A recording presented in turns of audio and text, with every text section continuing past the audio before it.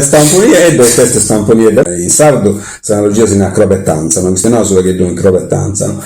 Questo che non ti stetti usa baonei, no? Guardo bello stamponiedo un baonei, no? Che è stessa sodisterro, no?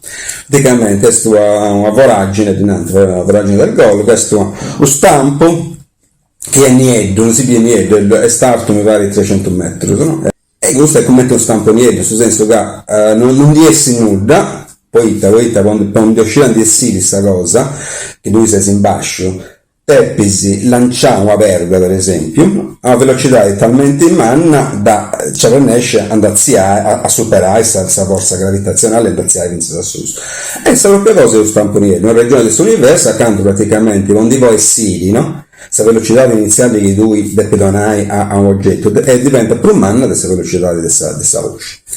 Sicuramente Einstein si è spiegato che non so scioso, ma è abbastanza bene che questa velocità di questa voce non si può superare, praticamente non ti puoi vestire nulla di questa regione del suo spazio e tempo. Adesso praticamente non sono da uso questa voce in inglese, e questo è un stamponietto. Vedete, c'entra con tutto questo. C'entra a me questo stamponietto, c'entra a me da poi te non di essere nulla, no?